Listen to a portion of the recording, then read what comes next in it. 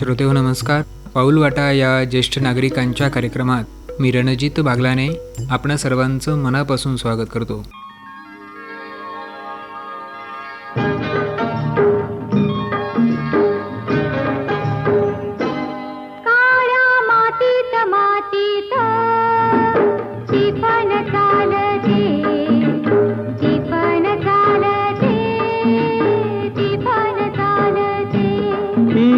थैथय नाचते ढग ढोल वाजवितो, ढोल वाजवितो, ढग ढोल वाजवितो.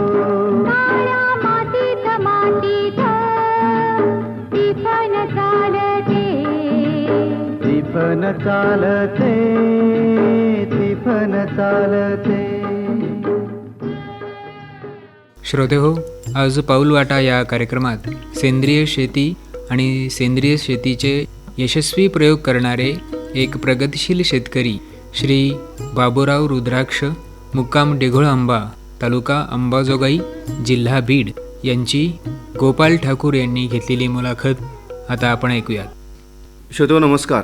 आजच्या पाऊलवाटा या ज्येष्ठ नागरिकांच्या कार्यक्रमात आपण नेहमीच वेगवेगळ्या क्षेत्रातील व्यक्तिमत्वांना बोलत असतो. आज आपल्या पाऊलवाटा या ज्येष्ठ नागरिकांच्या कार्यक्रमामध्ये बाबूराव रुद्राक्ष, मुक्काम पोस्ट डेघोळांबा, तालुका अंबाजोगाई येथील प्रगतशील शेतकरी आणि सेंद्रिय शेतीचे उपासक, ज्यांनी सेंद्रिय शेती कसलेली आहे आणि सेंद्रिय शेतीकडे वाटचाल करा, चला सेंद्रिय शेतीची वाटचाल कास धरूया, अशा पद्धतीनं त्यांनी आपल्या शेतीमध्ये सेंद्रिय शेती, ऑर्गॅनिक शेती, पारंपरिक वेगळे शेती जलसंधारणाचे प्रयोग केलेत. अशा व्यक्तिमत्वाशी आज आपण बोलणार आहोत.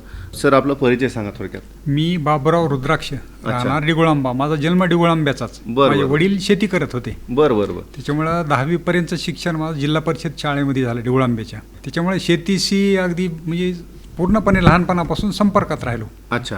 त्याच्यानंतर मग BSc ॲग्रिकल्चर मी परभणीला कृषी विद्यापीठामध्ये पूर्ण केली डिग्री. बरोबर. आपला जन्म कधी झाला? जन्म 1959. अच्छा. मग तिथून पुढचं शिक्षण वगैरे? पुढचं शिक्षण अंबाजोगाईला योगेश्वरी कॉलेजला 11वी 12वी सायन्स केलं. अच्छा. आणि नंतर परभणी कृषी विद्यापीठामध्ये BSc ॲग्री. बरोबर. त्याच्यानंतर मग महाराष्ट्र शासनाच्या कृषी खात्यामध्ये 24 वर्ष सेवा केली. बरं. कृषी अधिकारी म्हणून. बरं. त्यावेळेस नोकरीमध्ये लक्षात यायचं की शेतकरी म्हणजे भरमसाठ खर्च चालू आहे, उत्पादन कमी व्हायला आहे. हां. मग हे डोक्यामध्ये चक्करच त्यावेळेसपासून की हे काय करता येईल काय ह्याच्यावर. मग असं सांगून तर कुणी ऐकत नव्हतं. अगदी. शेतकरी सांगून ऐकायचे नाहीत किंवा मनानं सांगता यायचं नाही. काही वरिष्ठ जे सांगतील त्याच्याप्रमाणे चालायचं सगळं कृषी खात्याचं काम. मग 2010ला मी रिटायरमेंट घेतली सरळ कृषी खात्यातून 24 वर्ष पूर्ण करून. त्याच्या अगोदर माझी मिसेस शेती करत होती. स्वेच्छा सेवानिवृत्ती. सेवानिवृत्ती. बरं. मग त्यावेळेस माझी मिसेस शेती करत होती. बरं, तुम्हाला स्वच्छ सेवानिवृत्ती घ्यावी असं का वाटलं? म्हणजे आवड शेती करण्याची, फक्त दुसरं कारण काही नाही. तुम्ही तर कृषी अधिकारी म्हणून काम करत होताच ना? हो ना, पण ते जे काही मनात जे येईल, काही जे करायला पाहिजे होतं ते करता येत नव्हतं. ज्या पद्धतीने करायला पाहिजे त्या पद्धतीने करता येत नव्हतं. म्हणजे जे शासनाचे नियम आहेत वगैरे त्याच्या बाहेर जाऊन मला काही करता येत नव्हतं. बरं. त्याच्यामुळं मग आणि गरजही संपली, मुलांचं शिक्षण झालं आणि थोडीफार पेन्शन मिळालं. म्हणलं त्याच्यावर आपल्या शेतीमध्ये जे काही मनामध्ये दबून राहिलेलं होतं की शेती करावी, हे नंतर मग मी सुरू केलं. नंतर मग त्याच्या अगोदर मिसेस शेती करत होती माझी. बरोबर. मग तिला मी काय करायचं, आमचे जे डोसेस होते कृषी खात्याचे खताचे वगैरे त्याच्याप्रमाणे कॅल्क्युलेट करून आमची 15-16 एकर जमीन. बरं. मग तेवढी किती खत लागत आहे ती एकदाच म्हणजे 100 पोते 150 पोते खत आणून द्यायचा. अच्छा. मग हे जवळपास 4-5 वर्ष चाललं. अच्छा. त्यावेळे मग मिसेस म्हणली की हे खर्च खूप वाढायला आहे, आपला उत्पादन कमी आहे. अच्छा. उत्पन्न कमी व्हायला आहे. उत्पादन जरी निघाल तरी पैसे नगदी स्वरूपात जे यायला पाहिजे ते कमी यायला लागलेत. अच्छा. मग काय करायचं ह्याच्यावर. मग आम्ही मग खताचं कमी केलं थोडंसं. बरं. कमी केल्यानंतर उत्पादन कमी यायला सुरू झालं. पहिले 3-4 वर्ष उत्पादन कमी आलं. पण नंतर मग दुसऱ्या प्रॅक्टिसेस अवलंबिल्या आम्ही की उताराला आडवी पेरणी करणं किंवा सेंद्रिय खताच्या ऐवजी मग हे बरू धेंच्या हे गाडणं शेतामध्ये किंवा जनावरं सांभाळली, मग गायी सांभाळल्या काही, त्याचं शेणखत, गोमूत्र हे म्हणजे म्हणजे 4-5 वर्षानंतर जमीन लेवलला आली पूर्ण. म्हणजे आता जी शेजारी पाजारी खतं घालून जे उत्पादन काढतात त्याच्यापेक्षा जास्त निघतं सध्या. बरं. तर तुम्ही आता म्हणजे BSc ॲग्री करावी अशी तुमच्या घरी शेती होती त्यामुळे तुम्हाला BSc ॲग्री करावं वाटली? बिलकुल. अगदी वडील शेतात काम करायचे, पूर्ण शेतीशी संबंधितच म्हणजे जन्मच शेतीमध्ये झाल्यासारखा म्हणायचं आमचा. अच्छा. मग तुम्ही BSc ॲग्री होऊन कृषी अधिकारी म्हणून शासनाच्या सेवेमध्ये रुजू कधी झालात? मी 1986ला कोकण विभागामध्ये रुजू झालो आहे. बरं. मग तिथून पुढे मग बीडकडे. पुढे मग बीडला माझी बदली झाली 10 वर्षानंतर. अच्छा बीड मग अंबाजोगाईला बदली झाली. अच्छा. मग तिथं गावाच्या जवळपासच होतो मी, घरी राहूनच मग नोकरीचं पूर्ण जाणं येणं करायचं तिथूनच. डिवळांबेहून केजला बदली होती बरेच दिवस. बरं बरं. लग्न वगैरे पुढे?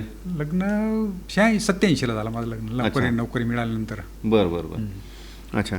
आणि मग आता एक तुम्ही कृषी सेवा स्वेच्छा सेवानिवृत्त कृषी अधिकारी म्हणून कृषीच्या संदर्भातून एक प्रश्न विचारतो की पावसाळा आहे, पावसाळ्याचं वातावरण आहे किंवा पावसाळ्याचा ऋतू आहे, तरी बीड जिल्हा कोरडवाहू आहे आणि शेतीमध्ये पारंपरिक ज्ञानाच्या जोरावर समृद्धी आणणाऱ्या एक प्रगतशील शेतकरी म्हणून तुम्हाला या शेतीमध्ये अधिकाधिक जलसंधारणाचं काम कसं करता येईल याबद्दल काय सांगते? नाही, ह्याच्यात कसं आहे, आता उशीर झाला. ह्याच्यात काही शेतामध्ये आपण कल्टिवेशन करतो, हे उन्हाळ्यात तयारी अगोदरपासून पाहिजे. आता शेंड्यावर आणून उपयोग नाही काय. आता पाऊस कुठं म्हणजे सगळं कोरडं आहे पूर्ण बीड जिल्हा. बरोबर. विहीर बोर वगैरे सगळं पाणी संपलेलं आहे. एकूणच बीड जिल्हा तसा कोरडवाहू प्रदेश आहे, दुष्काळी प्रदेश आहे. तर हा प्रदेश एरवी सुद्धा किंवा जसं पश्चिम महाराष्ट्रामध्ये जास्तीत जास्त पाणी असतं किंवा जलसंधारणाची कामं तिथं जास्त आहेत किंवा तिकडे पाऊस जास्त पडतो आपण नेहमी असं म्हणतो, तसं आपल्या मराठवाड्यामध्ये आपल्या बीड जिल्ह्यामध्ये जास्तीत जास्त पाऊस पडावा किंवा जलसंधारणाची कामं जास्त व्हावे, पाण्याचं संचयन जास्त व्हावं, याबद्दल एक प्रगतशील शेतकरी म्हणून तुम्हाला काय वाटतं? अहो, ह्या तर पुढच्या गोष्टी राहिल्या, पाणी अडवणं, जिरवणं वगैरे. शेतकरी स्वतः उताराला आडवी पेरणी करणं हे सगळ्यात महत्त्वाचं आहे. बारीक सारी गोष्टी येतात. अच्छा. आता आमच्याकडे कोळपणी म्हणतात, कोळपणी कुठं डुबणी म्हणतात. बरोबर. मग ते कोळपणी माती लावणे चरीमध्ये किंवा काही ठिकाणी मधातच कोळप उचलणे म्हणजे मातीचे बांध घातल्यासारखं होतात. पाणी जागेवर आटतं ते. अच्छा. हे बाकीचं तर आपल्या हातात नाही काय, हे शेतकरी हातात आहे त्यांच्या स्वतःच्या, हे करू शकतात ते. अच्छा. आता ह्या वर्षी पाऊस कमी म्हणून हवामान खाता अगोदरपासून सांगतंय. मग काही असं कमी कालावधीचे पिकं घेणं किंवा पाणी कमी लागावं पिकाला, कुठल्या पिकाला कमी पाणी लागतंय. मग आपल्याकडे काय झालंय, पूर्ण पॅटर्न बदलून गेला शेतीचा. अच्छा. की पूर्वी जे पिकं होते ते सगळे बुडाले पिकं आता. बरोबर. पारंपरिक पिकं होती. पारंपरिक पिकं पूर्ण बुडाली, त्याची जागा सोयाबीननं घेतली. अच्छा. आणि चुकायला तिथंच सगळं. आता जुने पिकं आपले आहेत, तीळ आहे, बाजरी आहे किंवा हुलग म्हणतात आपल्याकडं, आमच्याकडं किंवा मुगी. हे जे पिकं आहेत हे कमी पावसावर येणारे पिकं आहेत. पूर्वीपासून शेतकरी स्वतः घेत होता. अच्छा. पण ह्याच्यात अडचण काय होईल, आता मजुरीवर जास्त पैसे चालले ह्याच्यामध्ये. बरोबर आहे. ह्याची आता समजा पिवळी ज्वारी पेरली, मग त्याची काढणी खोडणी ह्याच्यातच चौथा हिस्सा उत्पादन चाललं. त्याच्यामुळे शेतकरी थोडासा परावर्तित झाला त्याच्यापासून. बरोबर. आणि दुसरं एक महत्त्वाचं म्हणजे जनावरं पाळायला पाहिजेत. पशुधन पाहिजे. पशुधन पाहिजे. पशुधन नसल्यामुळे सगळं शेतीचा कणा मोडकळीस आलाय पूर्ण. अगदी. आणि ते पशुधन सांभाळणं पण अवघड झाले. शेतकऱ्यांना नाव ठेवण्यात अर्थ नाही. अगदी. कारण ते समजा एक बैलजोडीचं सांभाळायचे असेल तर कमीत कमी 1,500 कडबा लागतो वर्षाचा. मग ते 1,500 कडब्यासाठी 3-4 एकर ज्वारीचं खरीपाला काहीतरी पीक घ्यावं लागतं. मग ते शेतकऱ्याला परवडत नाही ते. मग त्याच्यात मजूर जर लावायचा म्हणलं खोडणी काढणीला, मग ते त्याच्यामध्ये किती रोजगार किती मागतात त्याला काही मर्यादा नाही काही. पण त्यांची चूक नाही त्याच्यामध्ये काही. काम कष्टाचं आहे. मग हे काम आता सध्या शेतकरी कमी झालाय, स्वतः करणारा शेतकरी कमी झालाय. सगळे बांधावरचे शेतकरी जास्त वाढलेत. अच्छा. त्याच्यामुळे अडचणी यायला लागल्या सगळ्या. बांधावरचं उतरून शेतामध्ये काम करण्यासाठी शेतकरी बांधवांसाठी काय करायला पाहिजे? नाही, त्याच्यात मग इच्छाशक्तीच पाहिजे स्वतःचीच. पहिल्यापासूनच काम करायची सवय पाहिजे, इच्छा पाहिजे. बरोबर. आणि हवामानामध्ये बदल जरी होत असेल तरी स्वतः शेतीमध्ये उतरून झुकून काम करणं आणि मुलांनी स्वतः शेतीकडे वळण्यासाठी काय करायला पाहिजे? आता सध्या उत्पादन खर्च कमी करायला पाहिजे, दुसरं काही इलाज नाही त्याला. अच्छा. आणि उत्पादन खर्च कमी करायचा म्हणजे मग श्रम वाढतात शेतीमध्ये. बरोबर आहे. कारण आता आमचा शेजारी आला एक माझ्याकडे काल परवा, आम्ही ते खुरपायला बाया लावल्यात सध्या, 2-3 बाया आहेत. तर तो म्हणला तुम्ही काय येड्यासारखं खुरपायला लागला म्हणे. मी 3 पुड्या आणल्या, सगळं 3-4 एकर ह्याकडे त्याकडे फवारून टाकलं, एक कण नाही म्हणे शेतामध्ये तणाचा. आता त्याला काय बोलावं हेच कळणार, मला काय सांगावं काय त्याला. तुझं बरोबर आहे म्हणलं, बाया मिळत नाहीत, पैसे भरपूर लागायलेत. मग म्हणलं बायाली मजुरी मिळाली पाहिजे म्हणलं, त्याच्यामुळे म्हणलं बाया करून घेतो आम्ही. बरोबर. म्हणजे हे आता सुरू झालंय. आता काय झालंय, उत्पादन खर्च एवढा भरमसाठ वाढलाय. ट्रॅक्टर आला उन्हाळ्यामध्ये, बैल संपले.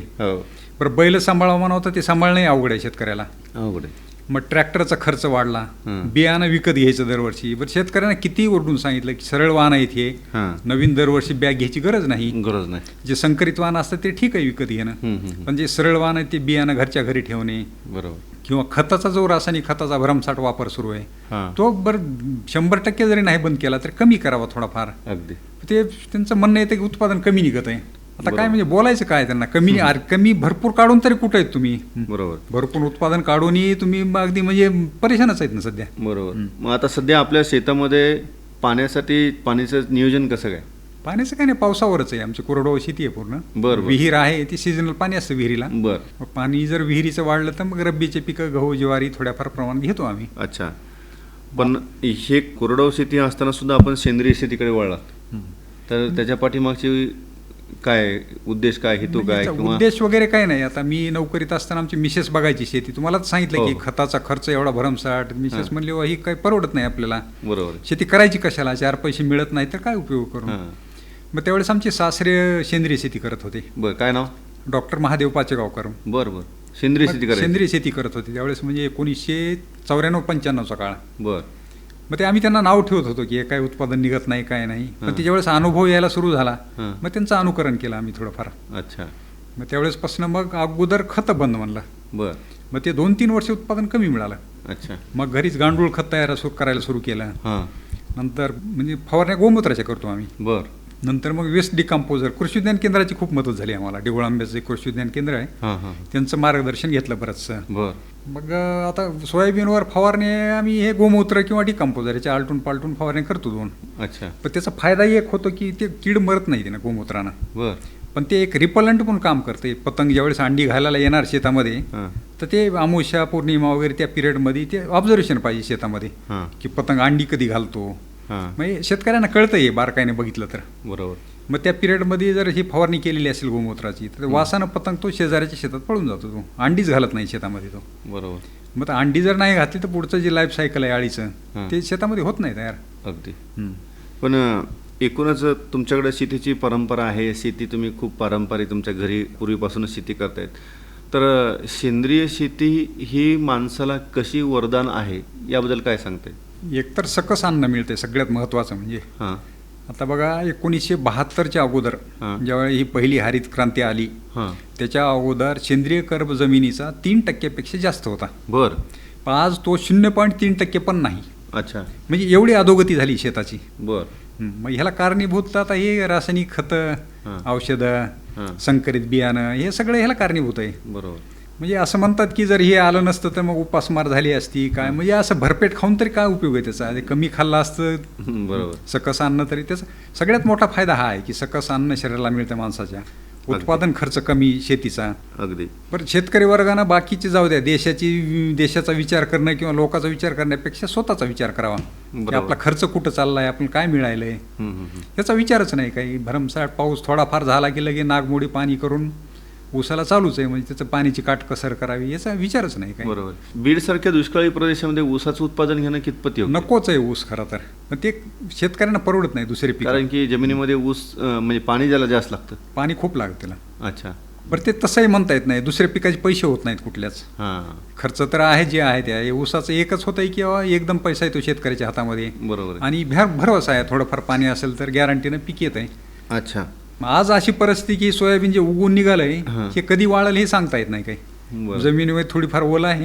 हां. पहिला एक पाऊस झाला त्याच्यावर, अच्छा. आता सांगता येत नाही पुढचं काय आहे ते. बरोबर. आणि शेतकरी सगळं कफलक झालेलं आहे आज. सगळे खिशात जे पैसे होते ते खतं बियाणं वगैरे ह्याच्यामध्ये सगळे संपून गेलेले आहेत. अगदी. पण बदललेल्या हवामानाच्या परिस्थितीमध्ये सुद्धा आपल्या जमिनीचा कस कसा टिकून ठेवता येईल यासाठी काय सांगता येईल? ह्याला पिकांची फेरपालट पाहिजे. आता ते चुकायला कुठं पूर्ण सोयाबीन आहे की सोयाबीन. हां. मग पिकाची फेरपालट करायला दुसरे पिकच नाहीत आपल्याकडं. बरोबर. सगळे जमिनीचा पोत सुधारून ठेवायचा असेल तर 1 वर्ष मुळ्या खोल जाणारं पीक, 1 वर्ष मुळ्या वर राहणारं पीक, असं आलटून पालटून घ्यायला पाहिजे. बरोबर आहे. मग ते बंद झालं सगळं आता. अगदी. आणि त्याच जागेवर सोयाबीन घेऊन आता त्याची आपल्याकडे सोय नाही काय प्रोटीन किती आहे त्याच्यामध्ये तपासण्याची. हो. ती एक वेळ येईल अशी की त्याच्यात प्रोटीन किती आहे हे कमी व्हायलेलं आहे प्रोटीनचं प्रमाण सोयाबीनमधलं. बरोबर आहे. मग आता तुम्ही ज्या काळातली शेती केली आहे, तुमच्या सासऱ्यांनी किंवा तुमच्या वडिलांनी ज्या काळातली शेती केली आहे, त्या काळातल्या शेती करण्याच्या पद्धतीमध्ये आणि आजच्या मुलांच्या तरुण पिढीच्या शेती करण्याच्या पद्धतीमध्ये खूप बदल झाला आहे. खूप खूप खूप म्हणजे जमीन आसमानचा फरक आहे. बरं. पूर्वी असं विकत काही आणत नव्हते शेतामध्ये. मी लहानपणापासून बघायचं बियाणं सगळं संवर्धन असं म्हणजे हां. बियाणं संवर्धन करायचे. हां. ती आमची आई ते बारके म्हणजे काय म्हणतात टोपले वगैरे किंवा बारक्या कणगी असायच्या हां. काही काड्याकडून आणायचे छोटे हां, छोटे, त्याला शेणानं सारवायचे हां. आणि त्याच्यामध्ये बियाणं ठेवून मग लिंबाचा पाला वर खाली टाकून पेंड घालून ठेवायचे, मग पेरणीच्या वेळेस काढायचे बाहेर ती. बरं. तर त्याला कीड वगैरे लागत नव्हती कसल्याही प्रकारची. बरं. मग बियाणंच पूर्ण घरचं, मग स्वतः करायचे काम, त्याच्यामुळे मजुराचा प्रश्नच नाही काही. अगदी. म्हणजे खर्च नव्हता शेतीला काही. हां. जे काही उत्पादन मिळेल ते स्वतःच असायचं. मग त्याच्यामध्ये काय बलुत्यावाले होते काही म्हणजे कामाला येणारे, हां. मग त्यांना बलुतं खळ्यावर काय जे असेल ते मालाच्या स्वरूपात देण्यात यायचं. द्यावं लागायचं. हे मी जवळून बघितलेलं आहे अगदी. अगदी. मग तुम्हाला ती शेती चांगली वाटते का आत्ताची शेती नाही चांगली? नाही, तेच शेती चांगली. आता तणावाखाली आहे सगळी शेती जी आहे ती. बर. पूर्वी असे- तणामध्ये आणि तणावाखाली. हा बिलकुल. तणामध्ये असं आणि शेतकरी तणावाखाली. वर्ग असा फ्रेश नाही कधी. ओढून ताणून दाखवत असेल कोणी 4-2 लोक, हां. पण नाही, पूर्ण तणावाखाली ते. आता आज काय करायचं, आता पैसे संपलेले जवळचे सगळे. बरोबर. तुम्हाला असं वाटतं का की आजचा शेतकरी हा समाधानकारक आहे? नाही, बिलकुल नाही. मी स्वतःच्या ह्याच्यावर सांगतो की म्हणजे खोटं सांगायचं असेल तर ठीक आहे, म्हणता येईल काही एवढं निघालं हां. तेवढं निघालं, हां. पण समाधानी नाही शेतकरी. बरोबर. समाधानी ह्याच्यामुळं नाही की कष्ट खूप आहेत, बर. खर्च खूप आहे, हां. आणि उत्पादन जरी निघालं तर त्याचं उत्पन्न म्हणजे नगदी स्वरूपात कमी मिळाले पैसे त्याला. बरोबर आहे. मग त्याच्यामुळं काय म्हणजे एवढं करूनही काय, बरं काय पर्याय नसल्यामुळं करायला शेती करावी लागायची. शेतीमध्ये आता सध्याचं हे वर्ष हे आंतरराष्ट्रीय महिला शेतकरी वर्ष म्हणून घोषित आहे. पुरुषांबरोबर शेतकरी महिला पण त्यांचाही सन्मान करावा असं शासनाने सर्वत्रच सांगितलं आहे. त्यांना शेतकरी महिला म्हणून त्यांना दर्जा पण त्यांना देण्याचा मानस शासनाचा आहे. मग पती म्हणून तुम्हाला महिलांचा शेतीमध्ये कसा सहभाग कसा वाटतो? महिलाशिवाय शेती होऊच शकत नाही. पूर्वीपासूनही मी बघतोय, आई करत होती काम पूर्ण. हां. आणि आज कसं आहे, पूर्वी तरी माणसं पूर्ण शेतामध्ये, वडील माझे पूर्ण शेतामध्ये काम करायचे. बरोबर. पण आज तसं नाही. आज बायकांना शेतात लावून देतात खुरपायला हां. वगैरे, आणि बस स्टँडवर बसलेले असतात लोक. अच्छा. मेजॉरिटी तसं झालेलं आहे. म्हणजे पूर्ण शेतीचा कणा जो आहे तो आजकाल महिला मंडळ आहे पूर्ण. बरोबर. पण त्यांचं जे काही मत आहे, त्यांचे विचार आहे, ते विचारात घेतले जात नाहीत. अगदी. जे काय आहे ते पुरुष मंडळी आपल्या मनानं चालू असते, काय करायचं ते सांगणारा, हुकूम देणार फक्त. बरोबर. आज हे काम कर, हां. बस. मग त्या बाईनं डोकं लावायचं नाही, तिथं चुकायला येतं आपलं. अच्छा. हे महिलांना सहभागी करून घ्यायला पाहिजे मध्ये, की विचार करायला पाहिजे आपण इथं काय करावं काय नाही, खर्च किती करायला पाहिजे, याचा म्हणजे विचारच नाही काहीचा. अगदी. आता थोडाफार प्रमाणात सुरू झालंय, म्हणजे कमी प्रमाण आहे खूप. बरोबर. मग शासनाच्या वेगवेगळ्या योजनांचा लाभ आपल्याला कशा पद्धतीने घेता आला? ज्या योजना वेगवेगळ्या आहेत त्या योजना आपण आपल्या शेतीमध्ये त्याचा प्रयोग करावा असं कधी वाटतं? मी शक्यतो टाळलंय शासनाचं. म्हणजे कसं आहे, जे काहीच करू शकत नाहीत हां. अशाने घ्यावं असं माझं मत आहे. बरोबर. जे खरंच अडचणीत आहेत, हां. मी थोडेफार म्हणजे आहे शेती, पाणी आहे, थोडं हां. उत्पन्न निघत आहे बऱ्या प्रमाणामध्ये. हां, हां, हां. त्याच्यामुळे माझ्या शक्यतो मनात येत नाही की बाबा असं कुबड्याचा आधार घ्यावा कोणाच्या. हां. अगदी. ते शेतीमालाला योग्य जर भाव मिळाला हां. शेतकऱ्याच्या उत्पादन खर्चावर आधारित, हां. तर ह्या गोष्टीची गरज नाही कुठल्याच. अगदी. आता हल्ली तरुण शेतकरी तंत्रज्ञानाची कास धरतायत, त्याबद्दल काय सांगते? नाही, ठीक आहे, तंत्रज्ञान नवीन वापरात आणावं शेतीच्या, पण ह्या पुढच्या गोष्टी ज्या आहेत, उत्पादन आले, शेताचं माल घरी आल्यानंतर त्याची पुढची जी मार्केटिंग आहे तिथं अडचणी यायल्या सगळ्या शेतकऱ्यांना. बर. की पैसा होत नाही जवळ, अच्छा. खर्च करायचा हातात आहे. हां. नवीन तंत्रज्ञान काही फुकट येत नाही काही. बरोबर. आता ड्रोननं फवारणी करायची, अच्छा. मग ते ड्रोनचा खर्च आहे, मग औषधाचा खर्च आहे, हम्म. पण त्याचा भरवसा काय पुढचा उत्पन्न किती मिळेल ते. मग आता सध्या आपल्या शेतामध्ये काय? तर सध्या थोडंफार सोयाबीन आहे, तूर आहे, हम्म. हळद आहे, काही आंबा आहे, केसर आंबा लावलेला, बर बर. ऊस आहे 1-2 एकर. अच्छा. किती एकर शेती सगळी? शेती 15 एकर आहे सगळी. अच्छा. या 15 एकरमध्ये हे असे वेगवेगळे पिकं घेतली. वेगळे घेतले. मग हळदीचं कसं काय तुमचं? हळदीचं आम्ही पावडर करून विकतो. बर. मग हे पावडर त्याचं करावी अशी शेण- का वाटल्यावर? नाही, हे कसं झालं, 2013-14ला आम्ही हळद लागवड केली ती. बर. मग त्या वर्षी एवढं उत्पादन आलं की ते मोंड्यामध्ये हळद उतरून घ्यायला तयार नाही कोणी. तुमचं एवढं सांग. उत्पादन झालं? आमचंच नाही, सगळ्यात चौकड पूर्ण हळद, म्हणजे बरं. हळदीची लागवड जास्त झाली. आणि ते हां. सांगलीला जे हळद घेऊन गेलो आपण, हम्म. त्याच्यामध्ये ते आडतीवाले उतरून घ्यायला तयार नाहीत. नाही 1000 रुपये क्विंटल, 500 रुपये क्विंटल द्या. बर. मग त्यावेळेस ती हळद होती आमच्याकडे 10-12 क्विंटल होती जवळपास. बरं. मग आता करायचं काय, ह्याचं खर्च तर केलेला आहे आपण, हां. एवढं कष्ट केलंय. हम्म. मग ते बचत गटाचे एक महिला येत होते आमच्याकडं. अच्छा. ते म्हणलं ते मुंबईला एक ते महालक्ष्मी प्रदर्शन भरत आहे, हो, सरस. सरस महारा. हं. मग त्याच्यामध्ये आमच्या मिसेसला विचारण्यात आलं, तुम्ही जाता का तिथं? बर. तर ठीक आहे म्हणे, हळदीचं पावडर करून घेऊन जाऊ तिथं. हां. मग त्याची पावडर आम्ही अंबाजोगाईला ते मोंड्यातून पावडर करून आणली. बरं, ही तुम्ही सेंद्रिय पद्धतीने हळद पिकवलेली का? हां, प्युअर हळद- सेंद्रिय हळद लागवड केली का? हळद लागवड केली ती. नाही, शेतीच सेंद्रिय. मी जवळपास 96-97 पासून टोटली शेतीमध्ये हे खत औषधं म्हणजे काही विकत आणायचं नाही. हे सेंद्रिय शेतीकडे 96 पासून वळला. हां, अच्छा. शेतीमध्ये विकतच आणायचं नाही. काय सेंद्रिय शेती म्हणा, नैसर्गिक म्हणा, काही म्हणा, बर. फक्त विकत काही आणायचं नाही हे ठरवलं. क्या बात आहे. मग त्याच्यामुळं हळदीचा मग ते मिसेस आमची गेली ती महालक्ष्मी सरसला पावडर करून नेली. पहिले 2-3 दिवस काही रिस्पॉन्स मिळाला नाही. पण ते छोटे छोटे पाकिट ज्यावेळेस काही जनतेने बघितले नेऊन घरी, बर. त्याच्यानंतर मग पुढच्या 4-5 दिवसामध्ये मला परत पाठवावं लागली हळदीतून क्या पावडर बात. करून. त्याच्यामध्ये कुरकुमींचं प्रमाण थोडंसं जास्त मिळालं. कारण बाहेरच्या लोकांनी बऱ्याच आता जनता हुशार झालेली, हो. परस्पर तपासण्या करून त्यांनी ते कुरकुमीन किती आहे हे आम्हाला रिपोर्ट पाठवले हळदीचे. कुरकुमिंग म्हणजे काय? कुरकुमीन म्हणजे कॅन्सरसाठी जे औषधी उपयोगाला आणतात बर. ते त्याला कुरकुमीन म्हणतात. अच्छा. आणि ते हळदीमध्ये जास्त प्रमाणात असते. बर बर. मग ते आमच्या ह्या हळदीमध्ये जास्त सापडले त्यांना. बर.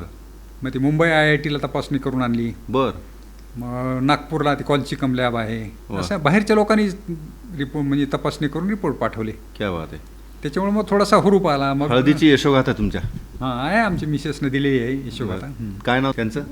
विद्या रुद्राक्ष, विद्या बाबूराव रुद्राक्ष. बर. तर मग पुढची हळदीची प्रक्रिया सांगा ना, यशोगाथा. की पुढं मग दरवर्षी मग एक अर्धा एकर लावायला सुरू केली आम्ही. हां हां. मग त्याची पावडर करायची. हां. मग अंबाजोगाईनच आणायचं आम्ही. म्हणजे मोंड्यातून ते पिठाची चक्की वगैरे ती सगळी साफसफाई करायला लावायची त्याला. हां. आणि तिथून दळून आणायचं. बर. नंतर मग 4-5 वर्षानंतर थोडा भरवसा आला की विक्री होऊ शकते. बर बर. मग छोटंसं पल्वरायझर घेतलं घरी एक. अच्छा. मग आता घरीच तयार करतो पावडर वगैरे पॅकिंग करून. क्या बात आहे. माउथ पब्लिसिटी झालेली आहे. बर. मग ज्यांना माहिती आहे ते अगदी बिलकुल आवर्जून विचारतात की अच्छा. पाहिजे हळद म्हणून. आता बाहेर राज्यात किंवा बाहेर जिल्ह्यामध्ये जाते का आपली? बाहेर पाठवली हळद बरीचशी. नागालँडला पाठवली. नागालँडला हॉस्पिटलला आहे का. हां. बर. आता ते तर हळदीचं माहेर घर आहे तिथं. तरी बरं. पण इथली हळद त्यांनी घेतली मागून. सेंद्रिय शेती करणाऱ्या एका शेतकऱ्याची यशोगाथा. सेंद्रिय शेतीमधून त्यांनी हळदीचं पीक घेतलं आणि त्या पिकातून त्यांची हळदीची यशोगाथा कशा पद्धतीने तयार झाली हे एक अत्यंत आपल्याला बोलकं उदाहरण बाबूराव रुद्राक्ष यांच्या माध्यमातून आपल्याला ऐकता येते.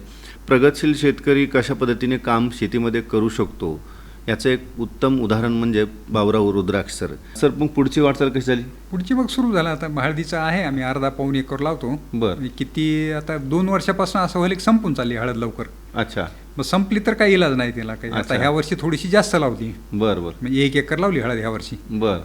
आपण गोबर गॅसचं पण गोबर गॅस आहे. मी तिथं जवळपास 94-95ला गोबर गॅस बांधलेला. 3 घनमीटरचा गोबर गॅस आहे. घरीच आहे. बरं. तर सिलेंडर वर्षातून तुमचं शेत घरामध्येच घरी लागूनच आहे. शेतात गावाला लागून एक अर्धा एकर शेती आहे. तिथंच कोटा वगैरे शेताला लागूनच घर आहे. हां. बरं. तिथंच गोबर गॅस बांधला आम्ही. गाई तिथंच आहेत माझ्या. बरं.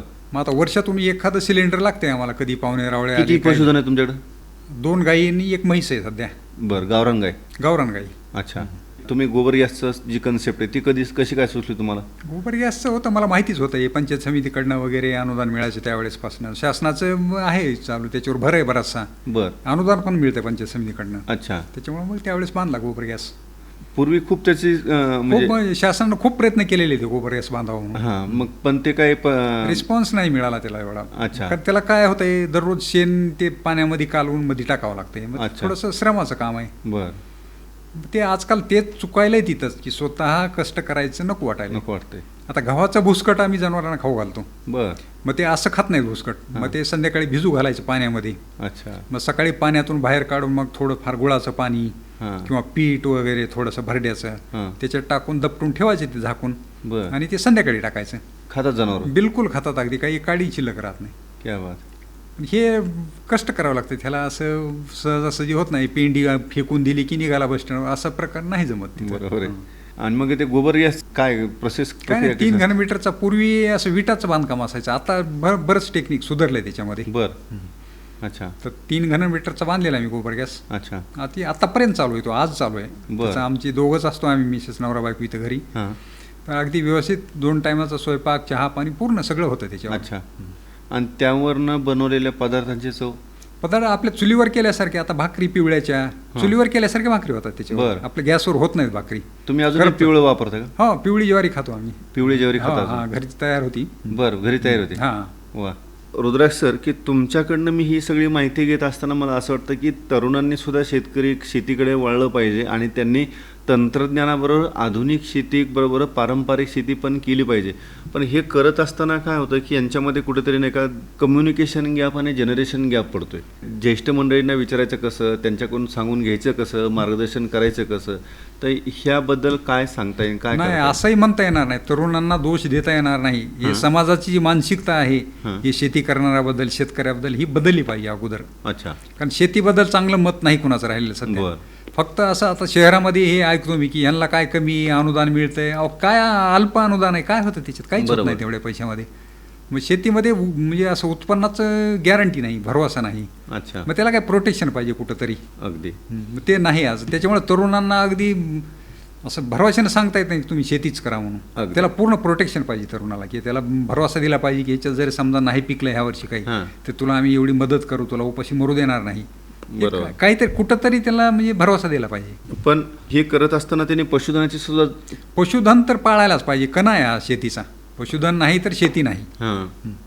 मधुमक्षिका पालन आहे किंवा आणखी वेगवेगळे नाही, ते जोड तर व्यवसाय. जोड व्यवसाय बरेच आहेत दुसरे. दुधाचा व्यवसाय आहे, पण ते परवडत नाही दुधाचा पण. बरं. एवढ्या कमी पैशामध्ये दूध, एवढं कष्ट करावं लागते त्याला, जनावरांना सांभाळायचं एवढं जीव लावून, बरोबर. दूध काढायचं ते, आणि एवढ्या कमी पैशामध्ये द्यायचं ते परवडतच नाही शेतकऱ्यांना. अगदी. पण आता एकूणच आपण आता बीड जिल्ह्यातील, बीड शहरातील एक प्रथितयश प्रगतशील शेतकरी म्हणून आपला नावलौकिक आहे. आणखी तुमच्यासारखे प्रगतशील शेतकरी तयार व्हावेत किंवा सेंद्रिय शेतीकडे त्यांनी वाटचाल करावी, याबद्दल तुम्हाला काय वाटतं किंवा काय करता येईल? नाही, भरपूर प्रयत्न केला. मी राहतो त्या गावामध्ये भयंकर प्रयत्न केला मी की काहीतरी 1-4-2 शेतकरी तरी तयार व्हावेत म्हणून. हां. पण काय होतंय, पाऊस कमी झाला. आता ह्या वर्षी पाऊस कमी आहे. हां. मग आता येतात भेटायला. आता कसं केलं, आता मी ती पेरणी जी केली ते BBF केली. BBF म्हणजे असं 4 काकऱ्या सोयाबीनच्या आणि मध्ये फट पाडलेली. बरं. BBF तंत्रज्ञान म्हणजे काय होतंय, थोडा जरी पाऊस पडला हां. तर पाणी वायाला जात नाही. बरं. मग ते रस्त्याने नाव ठेवतात रोडच्या कडेला जिथे, इथं कशाला फट पाडली तुम्ही. हां. मग ते आज कळायला लागले की पाऊस कमी झालाय, बरोबर. मग ते पाणी वायाला जात नाही. हां. मग कमी कालावधीचं येणारं सोयाबीन पेरायचं. बरोबर. ह्या गोष्टी आता ऐकून घेतात ते हं. सगळं. पण पाऊस जर चांगला झाला, पाणी झालं की विसरून जातात सगळे. हां. मग असा भरपूर अनुभव आहे मला गावातला. बरं. मग काही जण झालेत तयार, म्हणजे असं 100% नाही, हं. पण थोडंसं हे बाकीचे गांडूळ खत तयार करणे किंवा ही पिकाची फेरपालट, ह्याच्यामध्ये आहे थोडा फरक पडलाय. हां. पण हे कामच असं असतं की हे एका दिवसात काम होणार नाही. बरोबर. याला बरेच दिवस लागतील. अच्छा. एक सेंद्रिय शेती काळाची गरज, याबद्दल काय सांगता येईल? गरज शेतकऱ्याची गरज आहे खरी तर. काळ काही म्हणू, शेतकऱ्यांना आज गरज आहे उत्पादन खर्च कमी करणं. अच्छा. त्यामुळे उत्पादन कमी होतं. कमी झालं तर उत्पादन ते खर्च. सरकार बघून घेईल काय करायचं. अन्न कमी पडलं तर स्वतःपुरतं तरी पिकवा ना. अहो एवढं भरपूर पिकवून कुठे आहेत तुम्ही, काय म्हणजे काय, तुम्ही मुलाला 50 लाख रुपये खर्चून मेडिकल कॉलेजला घालू शकता का? बरोबर. आज शेतकऱ्याची आहे का परिस्थिती तशी? नाही. आता एकूणच आपल्या बीड जिल्ह्यामध्ये किंवा मराठवाड्यामध्ये शेतकऱ्यांच्या आत्महत्या वेगवेगळ्या कारणाने होत असतात. पण एक जर शेतीचंच कारण जर विचार केला, त्याच्यासाठी तुम्ही काय म्हणून सल्ला द्याल? याला सल्ला, उत्पादन खर्च कमी आहे. जे आपल्या हातात जे आहे ते आपण सरकारला दोष देऊ शकत नाही किंवा सल्लाही देऊ शकत नाही. बरोबर. आपल्या जे हातात आहे ते करणे अगोदर. हां. हे उत्पादन खर्च जो आहे तो कमी आहे. मग कमी कुठं करायचा? बरोबर. मग आता सुरुवातीला ट्रॅक्टर आले, हं. ते ट्रॅक्टरचा खर्च कमी करायला पाहिजे. आता सध्या काय पद्धत सुरू झाली, नांगरायचे ट्रॅक्टरनं हं. आणि त्याच्यावर रोटावेटर फिरवायचं. बरं. त्या रोटावेटरनं काय होतंय, सगळं बारीक कण तयार होतात मातीचे, आणि पाऊस पडलेला पूर्ण वरी साय धरल्यासारखी होती. अच्छा. पाणी आटत नाही आटत जमिनीमध्ये नाही. पहिल्या पावसाचं. पाणी थांबतही नाही. मग त्याच्यामध्ये तरी थोडाफार बदल करावा. म्हणजे ट्रॅक्टरचा खर्च कमी करावा, बियाणं घरचं ठेवावं, अगदी. हे रासायनिक खत थोडं प्रमाण कमी करून बघावं. स्वतः अनुभवावं शेतकऱ्यांना की 1 एकरमध्ये कमी पेरावं, 1 एकरमध्ये काय जे आहे ते त्यांचं त्याप्रमाणे पेरावं. बरोबर. मग ह्याच्यामध्ये खर्च जर कमी केला तर ताण कमी होईल डोक्याचा. अगदी. तुम्ही रेडिओ ऐकता का नाही? आकाशवाणी ऐकतो ना. अच्छा. तर शेतकरी बांधवांसाठी किसानवाणी किंवा आकाशवाणीचा कसा फायदा, काय सांगताय? आकाशवाणीवर हेच प्रचार वगैरे करणं, प्रसार करणं या गोष्टीचा. हां हां. त्यामुळं अप्रगत शेतकऱ्यांना प्रगतशील शेतकरी म्हणून काम करण्यासाठी त्यांना प्रगतशील म्हणण्यापेक्षा पारंपरिक शेती होती हेच करावी या मताचा आहे मी तर. अगदी. म्हणजे खर्चाचा माझा मेन उद्देशच तो आहे की खर्च कमी करावा. बरोबर. रुद्राक्ष सर, आज आपण आकाशवाणी बीड केंद्राच्या स्टुडिओमध्ये येऊन सेंद्रिय शेती आणि पाण्याचं नियोजन आणि एकूणच सर्व आपल्या हळदीची प्रक्रिया, उद्योग या सगळ्या यशोगाथेबद्दल आपण आज आकाशवाणी बीड केंद्राच्या स्टुडिओमध्ये येऊन पाऊलवाटा या कार्यक्रमाच्या माध्यमातून माहिती सांगितली. त्याबद्दल मी आकाशवाणी बीड केंद्रातर्फे आपले आभार मानतो. धन्यवाद. थँक्यू. श्रोते हो, आज पाऊलवाटा या कार्यक्रमामध्ये सेंद्रिय शेती आणि सेंद्रिय शेतीचे यशस्वी प्रयोग करणारे एक प्रगतशील शेतकरी श्री बाबूराव रुद्राक्ष, मुक्काम डेघोळांबा, तालुका अंबाजोगाई, जिल्हा बीड यांची गोपाल ठाकूर यांनी घेतलेली मुलाखत आपण ऐकलीत. आणि याचबरोबर पाऊलवाटा हा कार्यक्रम या ठिकाणी समाप्त करत आहोत. मी आपला रेडिओ मित्र रणजित बागलाने आपला निरोप घेतो. नमस्कार.